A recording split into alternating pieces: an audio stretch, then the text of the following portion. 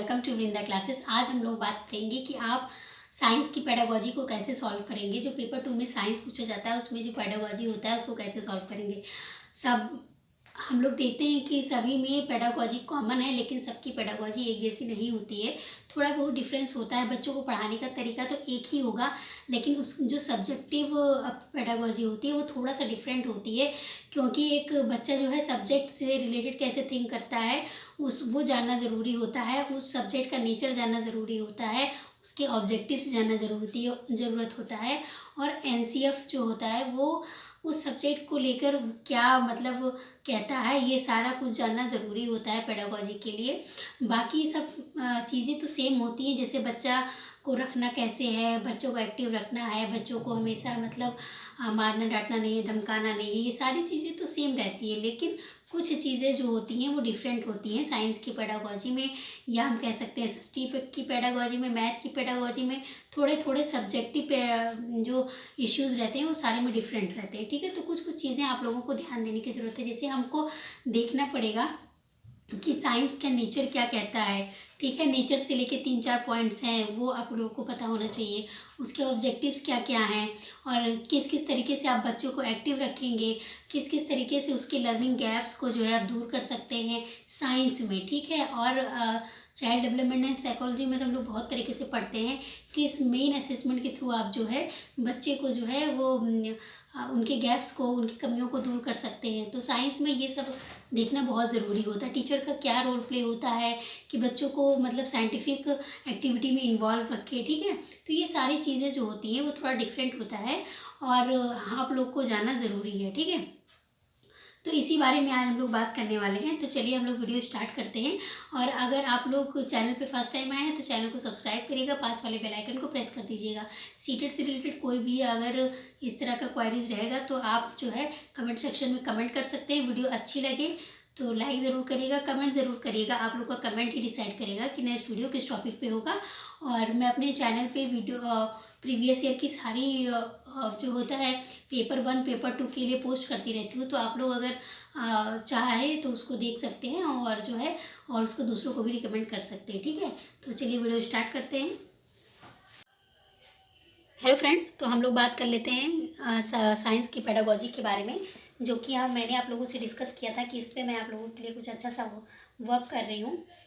तो आज बात कर लेते हैं साइंस की पेडागोजी के कुछ इंपॉर्टेंट टर्म्स रहेंगे, कुछ इंपॉर्टेंट टॉपिक रहेंगे, जिसको अगर आप पढ़ लेते हैं अच्छे से, इसको एनालाइज कर लेंगे तो सारा ऑप्शन जो होता है सीटेट में जो क्वेश्चन पूछा जाता है साइंस पेडागोजी से रिलेटेड, इसी सब में से घुमा के पूछता है, क्योंकि सिलेबस यही है और जो है कंटेंट भी यही फॉलो करता है सीबीएसई। ठीक है, तो चलिए वीडियो स्टार्ट करते हैं, बात कर लेते हैं। तो साइंस की पेडागोजी अगर आप करने जा रहे हैं तो सबसे पहले आपको फोकस करना है कि आप जो है एनसीएफ 2005 का सब कुछ पढ़ लीजिए।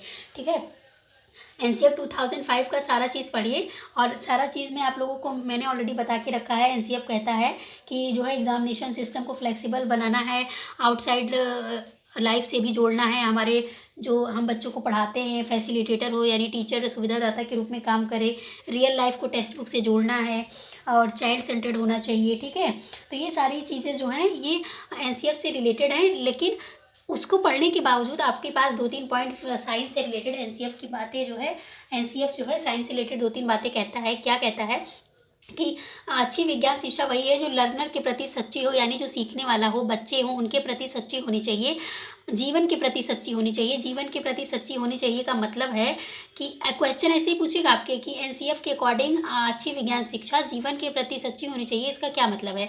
तो जीवन के प्रति सच्ची होनी चाहिए का मतलब होता है कि जो बच्चा सीख रहा है, जो आप उसको पढ़ा रहे हो, वो अपनी डेली लाइफ में भी यूज़ कर पाएगा। जब वो बाहर जाएगा अपने स्कूल से तो वहाँ पे भी वो यूज़ कर सके, इसका यही मतलब है। जीवन के प्रति सच्ची होनी चाहिए, लर्नर के प्रति सच्ची होनी चाहिए, क्योंकि मतलब बच्चे जो सीख पा रहे हैं अपने लाइफ में उसको एनालाइज कर, मतलब अपने लिए उसको यूज़ कर पा रहे हैं, ये चीज़ होना चाहिए। अच्छी विज्ञान शिक्षा में 2-3 पॉइंट आप लोग नोट करिएगा। लर्नर के प्रति सच्ची होनी चाहिए, सीखने वालों के प्रति सच्ची होनी चाहिए, जीवन के प्रति सच्ची होनी चाहिए, मतलब उसको डेली लाइफ में बच्चे जो है उसको यूज़ कर सकें।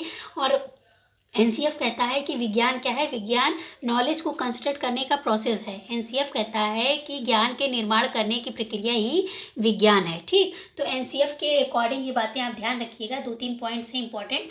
ये सारा चीज़ इंपॉर्टेंट है। बाकी जो एनसीएफ ने ऑलरेडी मेंशन किया हुआ है सभी सब्जेक्ट की पेडागोजी के लिए कि टीचर फैसिलिटेटर का काम करे, रियल लाइफ को टेक्स्ट बुक से कंटेंट को जोड़ना है, अपोज करना है रोट लर्निंग को, ये सारी बातें भी आप लोगों को पता होनी चाहिए। कुछ इंपॉर्टेंट बातें मैंने अपने वीडियोज़ में ऑलरेडी शेयर कर दिया हुआ है एनसीएफ से रिलेटेड, ठीक है। चलिए और बात कर लेते हैं साइंस के नेचर के बारे में। साइंस का नेचर कैसा होना चाहिए, क्योंकि जब तक ये सब आप पढ़ेंगे नहीं आप पेडागोजी सॉल्व नहीं कर पाएंगे साइंस की, ठीक है। वेट ए सेकेंड, मैं वीडियो थोड़ा देख ले रही हूँ, ठीक है। चलिए, तो साइंस का नेचर क्या कहता है, साइंस जो है वो अस्थाई होता है। अस्थाई का मतलब जो होता है टेम्परेरी होता है, परमानेंट नहीं होता है। इसमें तर्क और तथ्यों के आधार पर इसमें चेंजेस पॉसिबल हैं, ठीक है। तो ये एक पॉइंट हो गया। इसका नेचर है ये क्रिटिकल थिंकिंग पर बेस्ड होनी चाहिए। क्रिटिकल थिंकिंग का हिंदी में मतलब होता है समालोचनात्मक तर्क पर आधारित होना चाहिए। ऐसा नहीं है कि कुछ भी बोल दिया कुछ भी सही हो गया, ठीक है। तो क्रिटिकल थिंकिंग बेस्ड है हमारा साइंस का नेचर। गतिविधि आधारित होनी चाहिए, मतलब बच्चे जो है वो क्रिया करके कोई चीज़ करें, सीखें। इस चीज़ पर जो है तो होता है साइंस का नेचर डिपेंड करता है। चलिए, और हमारा नेक्स्ट पॉइंट है तार्किक तत्वों पर आधारित होना चाहिए। तथ्यों के समुच्च के समतुल्य होना चाहिए। ठोस अनुभव द्वारा एक्टिविटी होनी चाहिए। विज्ञान सीखने का अंत्य विषयक क्षेत्र होता है, ठीक है। तो ये सारी बातें आप लोगों को नेचर से पता होनी चाहिए, क्योंकि साइंस में हम देखते हैं कोई चीज़ बिना लॉजिक के हम एक्सेप्ट नहीं करते हैं।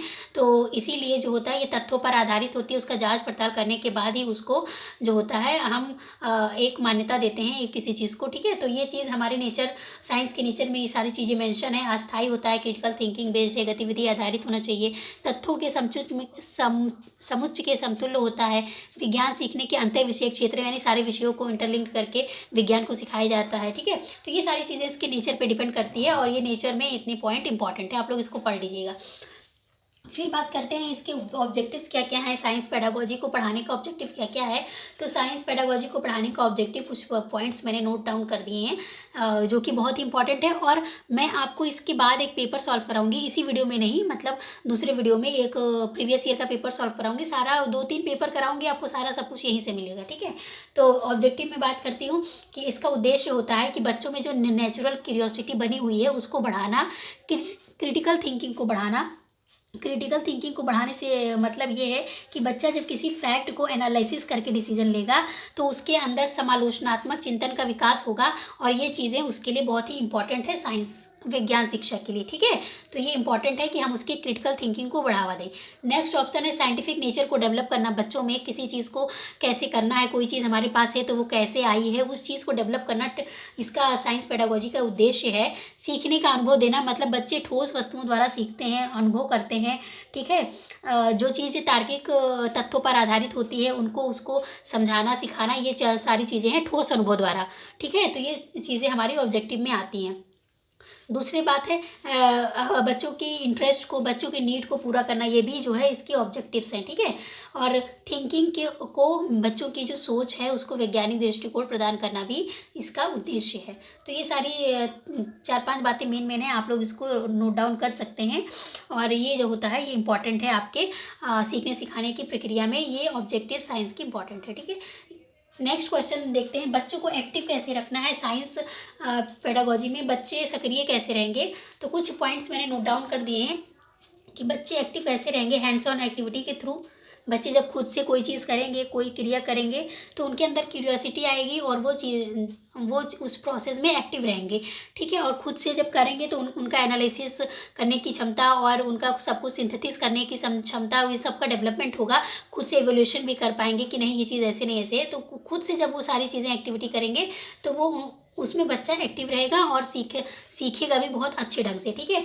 दूसरी बातें हैं फील्ड ट्रिप के माध्यम से बच्चों को एक्टिव रखा जा सकता है। फील्ड ट्रिप के मीडियम से, फील्ड ट्रिप एक बहुत ही अच्छा कह सकते हैं कि वे है बच्चों को एक्टिव रखने का। तो यहाँ पे हम बातें करेंगे कि यहाँ पे हम जब बच्चों को फील्ड ट्रिप पे ले जाया जाता है तो आप बच्चों को क्या क्या करने का मौका देंगे। तो बच्चे सबसे पहले ऑब्जर्वेशन स्किल को बढ़ाने का आपका मेन टारगेट रहेगा कि बच्चों के अंदर ऑब्जर्वेशन स्किल जो हो वो डेवलप हो, ठीक है। तो जो ठोस अनुभव द्वारा एक्टिविटी स्किल को बढ़ावा देंगे आप, जैसे कोई चीज़ बच्चे देख रहे हैं तो उसके थ्रू उनको एक्टिविटी करवाएंगे जिससे उनके एक्सपीरियंसेस जो है वो डेवलप हो सके, ठीक है। तो ये सारी चीज़ें फील्ड ट्रिप के मतलब फ़ायदेमंद होती है फील्ड ट्रिप के लिए। और फील्ड ट्रिप बहुत ही अच्छा प्रोसेस है सीखने सिखाने की प्रक्रिया में, ठीक है। हैंड्स ऑन एक्टिविटी का अनुभव देना, ये तो इम्पॉर्टेंट ही है बच्चों की लर्निंग को इंक्रीज़ करने का, उनमें जो है साइंटिफिक नॉलेज को डेवलप करने का बहुत ही अच्छा वे है। तो ये सब चीज़ें आपको ध्यान रखनी है। तीसरा पॉइंट है साइंस क्लब की स्थापना करना। साइंस क्लब मतलब विज्ञान क्लब की स्थापना करना। विज्ञान क्लब की स्थापना से क्या पर्पज़ है?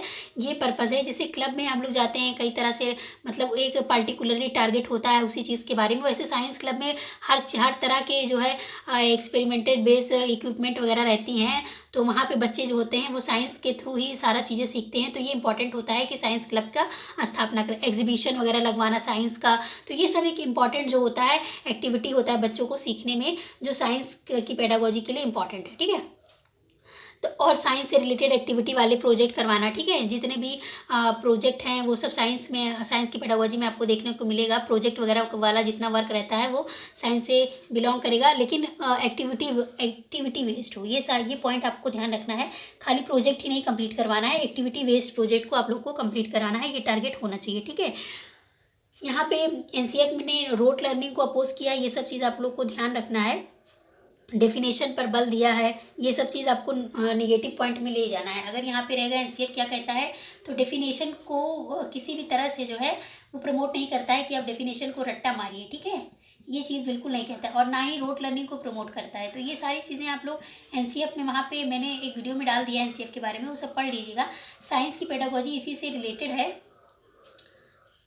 ठीक है, रट्टाफिकेशन को, रोट लर्निंग को जो है बिल्कुल नकारता है। ठीक, तो ये सारी चीज़ें एनसीएफ से रिलेटेड हो गया, इसका नेचर हो गया, इसका ऑब्जेक्टिव हो गया।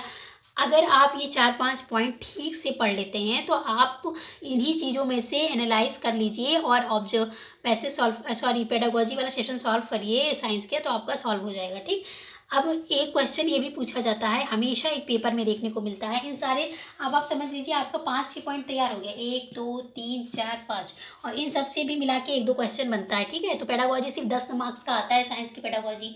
ठीक, तो आपका यहाँ पे 7-8 नंबर बन जाएगा। अब पूछा जाता है कि लर्निंग गैप्स को कैसे दूर करना है। बच्चे अगर कोई चीज़ सीख नहीं पा रहे हैं, लर्निंग गैप्स कौन कौन से असेसमेंट के थ्रू, हम थोड़ा सा नीचे चलते हैं।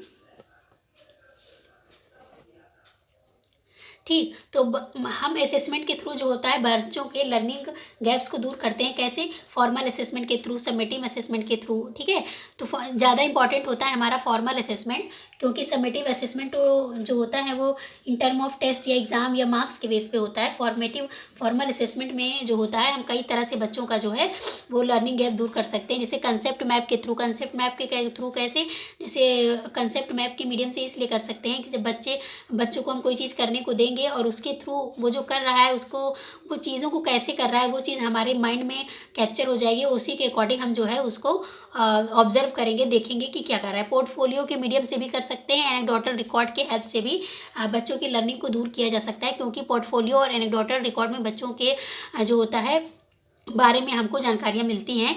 एक फ़ाइल होता है जिसमें बच्चों का पूरा लेखा जोखा रहता है, तो इससे जो होता है हम बच्चों के बारे में जान सकेंगे और उनके जो कमियां हैं वो दूर कर सकेंगे। ठीक है, कंसेप्ट मैप के थ्रू, और ये सारा डिपेंड किस पे करता है? ऑब्जर्वेशन पे। ठीक है, तो कंसेप्ट मैप किस पे बेस्ड है? ऑब्जर्वेशन बेस्ड है। पोर्टफोलियो किस पे बेस्ड है? और ऑब्जर्वेशन बेस्ड है। एनेक्डोटल रिकॉर्ड भी ऑब्जर्वेशन बेस्ड है।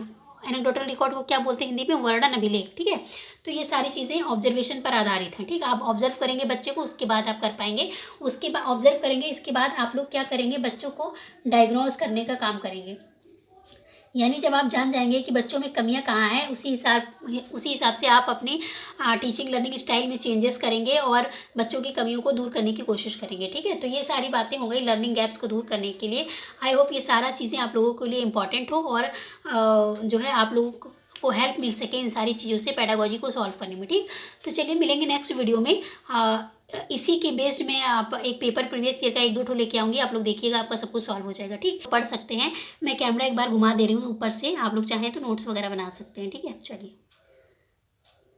आई होप ये थोड़ा सा एफर्ट आप लोग को अच्छा लगा हो। मैंने स्पेशली इसको रिसर्च किया हो, मैंने साइंस पेडागोजी कभी अलग से पढ़ा नहीं था, बट ये सब सारा कुछ मैंने आप लोग के लिए किया। ठीक है, तो 1-2 पॉइंट यहाँ पे रह गया है, मैं इसको इरेज करके बता दे रही हूँ। जैसे साइंस का कोई टीचर है, जब क्लास में कोई चीज़ डिमॉन्स्ट्रेट कर रहा है या कोई चीज़ प्रदर्शन करके दिखा रहा है, ठीक है, तो वहाँ पे आप ब्लूम टैक्सोनॉमी के अकॉर्डिंग जो होता है वो किस स्टेज पे शो कर रहा है। ब्लूम टैक्सोनॉमी आप लोगों ने नहीं पढ़ा होगा तो पढ़ लीजिएगा। ब्लूम साइंस की पेडागोजी में ब्लूम टैक्सोनॉमी एक इम्पॉर्टेंट रोल प्ले करता है, क्योंकि सारा मतलब अभी मैं 2-3 क्वेश्चन आप लोग से कराऊंगी तो आप लोग देख लेंगे कि ब्लूम टैक्सोनॉमी का इंपॉर्टेंस कहाँ पे है। जैसे जब बच्चा कोई चीज़ क्लास में जैसे टीचर ही है कोई चीज़ डिमॉन्स्ट्रेट करके दिखा रहे हैं, डिमॉन्स्ट्रेट करता है, तो आप लोग बताइए ज्ञान को, बोध को, प्रयोग को, संश्लेषण को। ज्ञान ऑप्शन 2 है, बोध तीसरा है, प्रयोग एक्सपेरिमेंट कर रहा है या अनुप्रयोग कर रहा है, ठीक है, ये सारी चीज़ें हैं। तो एनालाइज कर रहा है जिसको कहते हैं। तो ये सारे चीज़ ऐसे ऑप्शन में आपको दिया रहेगा। तो ये सारा टर्म जो है वो डायरेक्टली नहीं कह रहा है कि हम ये ब्लूम टैक्सोनॉमी से पूछ रहे हैं, लेकिन ब्लूम टैक्सोनॉमी ने आप लोगों ने पढ़ा होगा, ब्लूम ने जो है वो 6 स्टेजेस दिए हैं, ठीक है। संज्ञानात्मक पक्ष के 6 स्टेज उन्होंने बताया, ज्ञान, बोध, प्रयोग, विश्लेषण, संश्लेषण और मूल्यांकन, ठीक है। तो ये सारी चीज़ें उन्होंने बताई है। तो अगर कोई चीज़ डिमॉन्स्ट्रेट कर रहा है टीचर तो वो एनालाइज स्टेज में है, यानी अनुप्रयोग कर रहा है, एनालिसिस कर रहा है, ठीक है। तो ये चीज़ें आपको पता होनी चाहिए। जैसे एक ठो और मतलब एक पॉइंट मैं और बता रही हूँ, जैसे आप ही किसी फील्ड ट्रिप पर अगर जाते हैं, फील्ड ट्रिप पर जा रहे हैं, या मतलब कोई आपको ऐसा टास्क मिला हुआ है, ठीक है, कोई आपको अगर ऐसा टास्क मिला हुआ है जिसमें, वेट ए सेकेंड गाइस, कैमरा थोड़ा, ठीक है। जैसे आप लोगों को अगर कोई टास्क मिला हुआ है कि आप लोग जाइए किसी भी टॉपिक पे अपनी सोसाइटी के अंदर जागरूकता पैदा करिए, तो उसमें आप लोगों को क्या होगा, तो जागरूकता पैदा करने के लिए कभी भी अगर आप किसी चीज़ के बारे में जानते हैं और अपने सोसाइटी में ऐसा कुछ करते हैं, तो वो के ब्लूम टैक्सोनॉमी के अकॉर्डिंग किस स्टेज में आएगा। तो जैसा कि हम लोग जानते हैं 6 स्टेजेस इन्होंने दिया हुआ, ज्ञान, बोध, प्रयोग, विश्लेषण, संश्लेषण और मूल्यांकन, ठीक है। अगर नहीं पढ़ा होगा तो पढ़ लीजिएगा। तो ये ज्ञान है, अगर हम किसी चीज़ के बारे में अगर नॉलेज भी है हमको थोड़ी सी, तो वो ज्ञान में होगा। किसी चीज़ को समझ गए तो वो बोध में आ गया। तो जब हम किसी को जागरूक कर रहे हैं, जागरूकता पैदा कर रहे हैं, तो वो ब्लूम टैक्सोनॉमी के अकॉर्डिंग बोध के लेवल पे है, ठीक है। चलिए, तो आई होप ये सारी चीज़ें आप लोग के लिए इंपॉर्टेंट हो। ब्लूम टैक्सोनॉमी पढ़ लीजिएगा, ये इंपॉर्टेंट है। अगर हम कुछ हैंड्स ऑन एक्टिविटी कर रहे हैं तो हम क्या कर रहे हैं, हम जो होता है एनालाइज करते हैं, ठीक है, एनालाइज करते हैं। कुछ नया करते हैं तो क्या करते हैं, सिंथेसिस करते हैं, ठीक है। अगर बच्चे कुछ क्रिएटिविटी वाला शो कर रहे हैं तो क्या कर रहे हैं, सिंथेसाइज कर रहे हैं। तो ये सारी बातें जो है आप लोगों को ध्यान होनी चाहिए। कई क्वेश्चन पूछा जाता है, एक क्वेश्चन ऐसा पूछता है कि एक बच्चा है वो खुद ही अपने लिए टास्क लेता है, अपना कंप्लीट करता है और खुद ही उसको एनालाइज करता है, फिर उसमें कमियां ढूंढता है, ये सब करता है। तो वो किस प्रोसेस में है ब्लूम टैक्सोनॉमी के अकॉर्डिंग, किस हायरार्की पे, तो वो टॉप लेवल पे है, वो इवोल्यूशन लेवल पे है, जो कि ब्लूम टैक्सोनॉमी का है, ठीक है।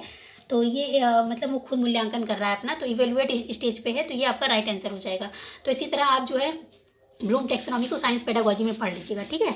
आई होप ये सारी बातें आप लोग को समझ में आई हो, अच्छी लगी हो, और अच्छी लगी हो तो वीडियो को लाइक कर दीजिएगा, शेयर करना ना भूलिएगा, बहुत हेल्प मिलेगा इस पेडागोजी वाली वीडियो से, ठीक है। चलिए मिलेंगे नेक्स्ट वीडियो में, bye bye, take care, thank you guys, thank you for watching Vrinda classes.